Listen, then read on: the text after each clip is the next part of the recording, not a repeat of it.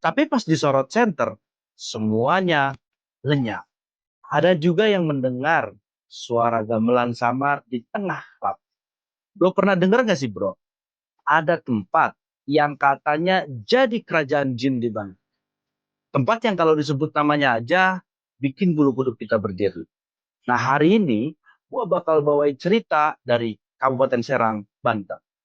Namanya Tanah dan Tarawang. Warga percaya ini bukan sekedar tanah kosong, tapi gerbang dunia lain, di mana tempat para siluman dan jin tinggal.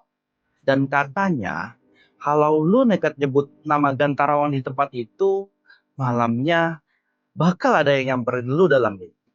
Jadi gue saranin, jangan sampai lu nonton video ini sendirian. Kalau berani, stay sampai akhir. Dan jangan lupa like, share, and subscribe biar gue bisa semangat terus cari cerita mistis di Indonesia.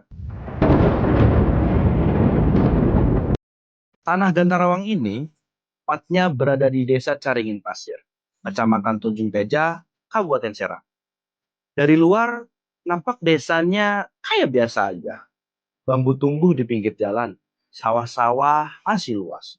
Udaranya pun adem dan suasananya sunyi. Tapi kalau masuk lebih jauh, ada satu area lapang yang warganya menyebut Tanah Pamali. Rumputnya tinggi, tumbuhan liar di mana-mana. Dan anehnya, walau siang terik, tempat itu tetap teduh. Warga bilang, itulah Tanah Gantarawang, tempat yang gak boleh sembarangan disebut. Konon katanya, dulu di situ berdiri kerajaan kuno bernama Medanggiri. Rajanya sangat sombong. Katanya bukan manusia biasa. Darahnya campuran antara manusia dan siluman. Waktu Islam mulai masuk ke Banten, seorang tokoh agama bernama Syekh Tubagus Ali datang untuk berdakwah. Raja Medanggili menolak dan menantang Syekh Tubagus Ali. Pertarungan pun terjadi. Tanahnya bergetar, langit menjadi gelap, dan setelah itu kerajaan itu hilang begitu saja. Yang tersisa cuma tanah lapang, tanah Gantarawang.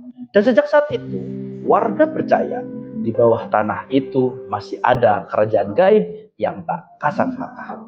Cerita pertama ini datang dari seorang pengembala kambing sekitar tahun 1980-an.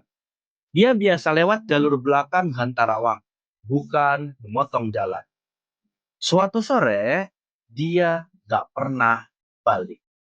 40 hari kemudian, dia muncul di pinggir desa. Dia menjadi bingung, kotor, dan kurus. Katanya, selama itu dia dibawa ke tempat yang terang, tapi sepi. Dia disuruh menghitung waktu, tapi mataharinya nggak pernah terbenam. Sejak saat itu, nggak ada yang berani lewat sana sendirian.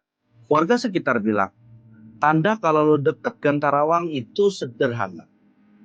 Angin terhenti, suara jangkrik menghilang, dan udara jadi dingin banget. Ada yang bilang, sering lihat cahaya biru kecil melayang di atas tanah.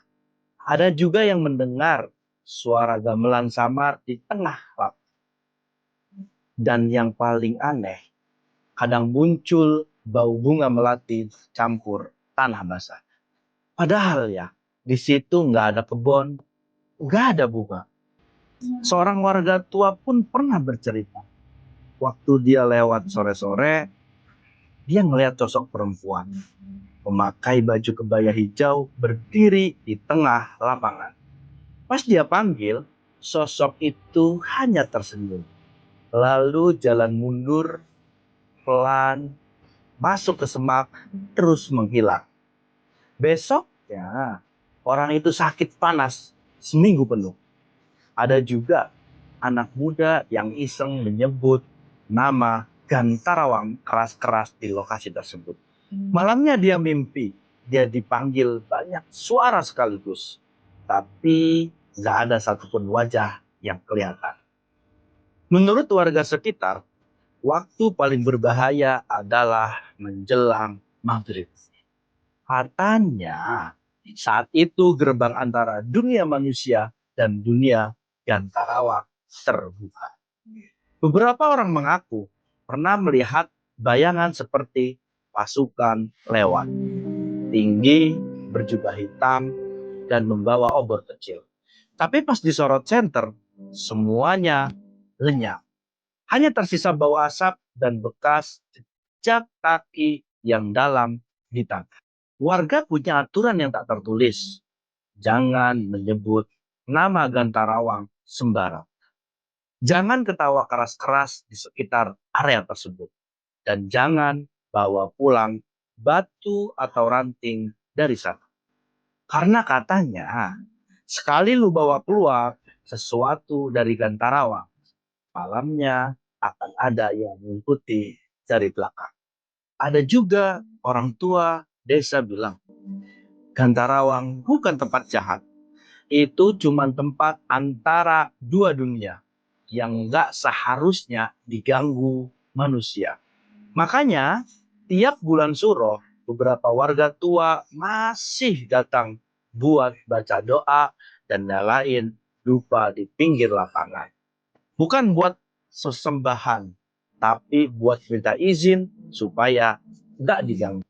Sampai sekarang, tanah Gantarawang tetap menjadi misteri terbesar di Banten. Ada yang bilang itu cuma tanah kosong. Ada yang yakin itu adalah kerajaan siluman. Tapi satu hal yang pasti, setiap orang yang datang ke sana selalu membawa pulang cerita yang berbeda. Dan semuanya punya satu kesamaan. Begitu keluar dari sana, mereka ngerasa waktu berhenti sebentar. Jadi, kalau suatu saat berjalan ke Serang, terus temu lapangan dengan angin yang tiba-tiba berhenti, ingat satu hal, jangan sebut namanya Gantarawang. Nah, buat lo yang pernah mendengar cerita ini dan pernah mengalaminya sendiri, jangan lupa tulis di kolom komentar.